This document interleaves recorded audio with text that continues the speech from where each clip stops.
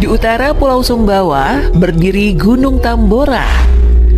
Bukan sekedar gunung, melainkan raksasa tidur yang disucikan.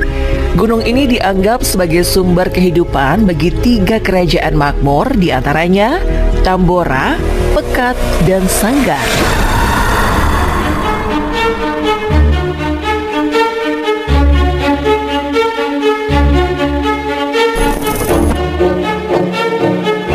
Namun di balik keindahannya, suasana di kawasan itu terasa ganjil.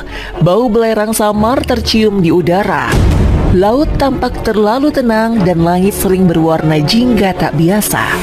Para tetua percaya di dalam kawah gunung tersebut bersemayam Sang Penunggu, menjaga keseimbangan alam yang telah membuat perjanjian kuno dengan para leluhur kerajaan.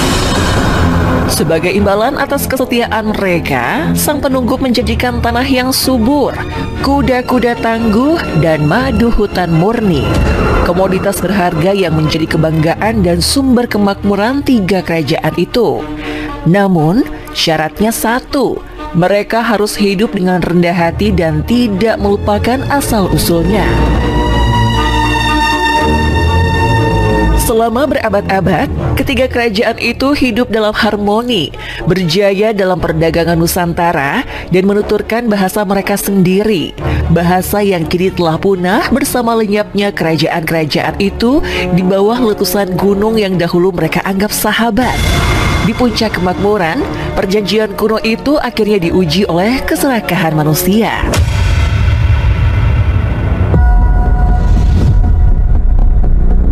Kemakmuran membuat para raja dan saudagar di 3 kerajaan itu terlena.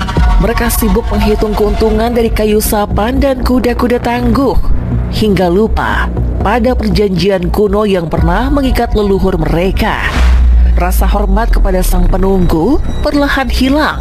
Mereka menebang hutan tanpa batas dan mengeruk kekayaan lereng gunung, seolah-olah Tambora hanya milik mereka sendiri. Namun, pengkhianatan terhadap alam tak pernah tanpa akibat.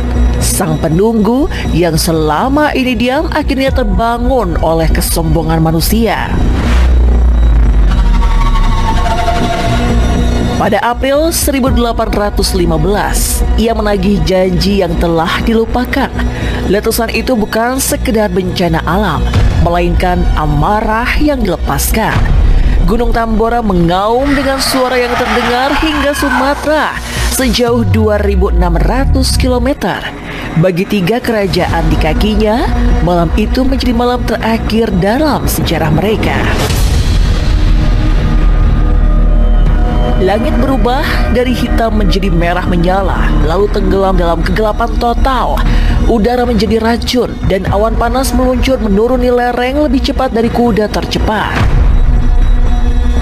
Dalam satu ledakan dahsyat, Sang Penunggu mengambil kembali semua yang pernah ia berikan. Menelan istana, pasar, dan bahasa mereka dalam tarikan nafas api. 3 kerajaan itu pun lenyap, terkubur di bawah sumpah yang telah mereka khianati.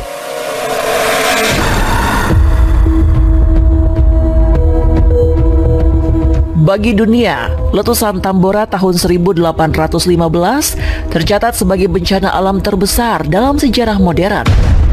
Namun bagi segelintir orang yang selamat, peristiwa itu lebih dari sekedar bencana. Itu adalah kiamat pribadi. Mereka menyebutnya murka Sang Penunggu, penjaga gunung yang menagih janji. Hingga kini, masyarakat sekitar masih percaya kadang terdengar suara gamelan samar atau tangisan lembut dari dalam perut gunung. Seolah suara dari kerajaan yang hilang memanggil dari balik lapisan abu. Lalu muncul pertanyaan, benarkah sebuah peradaban lenyap karena sumpah yang dilanggar? Atau mungkin kisah tentang penunggu gunung yang marah hanyalah cara manusia memberi makna pada kengerian yang tak bisa dijelaskan? Cara untuk menenangkan jiwa setelah kehilangan segalanya. Apapun jawabannya, mitos adalah cara manusia mengingat. Ia memastikan bahwa dunia yang hilang itu, kerajaan, bahasa, dan manusia-manusianya tak akan pernah benar-benar dilupakan.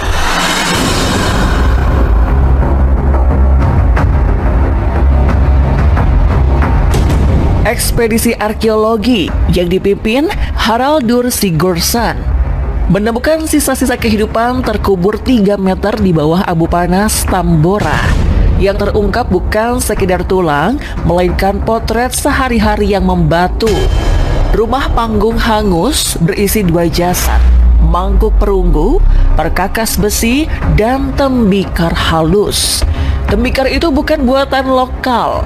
Gaya dan bahan menunjuk ke Vietnam dan Kamboja. Bukti bahwa Tambora merupakan pusat perdagangan regional yang maju. Kerangka bangsawan ditemukan masih mengenakan keris, sementara seorang perempuan memegang perhiasan perunggu. Mereka terkubur seketika saat hidup masih berjalan. Tragedi terbesar Tambora bukan hanya hilangnya manusia, tetapi juga lenyapnya sebuah bahasa. Sir Stamford Raffles, gubernur Inggris kala itu, sempat mencatat kosakata dari pedagang Tambora sebelum letusan. Analisis modern menunjukkan bahwa bahasa Tambora tidak termasuk rumpun Austronesia, melainkan bahasa unik yang kemungkinan berkerabat dengan rumpun Papua. Bersama para penuturnya, kekayaan linguistik itu hilang selamanya.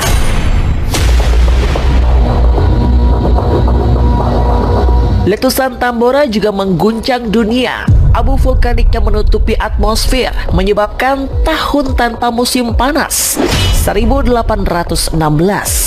Panen gagal di Eropa dan Amerika, muncul kelaparan, krisis ekonomi, dan migrasi besar-besaran.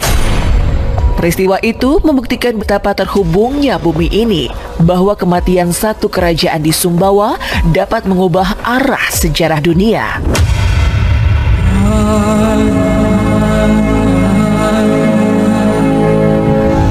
Kini, Tambora berdiri tenang. Kawahnya yang luas dan menganga menjadi tugu peringatan abadi bagi peradaban yang pernah berjaya dan lenyap dalam sekejap. Namun mitosnya tak pernah benar-benar padam. Ia tetap hidup sebagai jejak yang membisik, membawa suara dari kerajaan yang terkubur dan yang telah hilang.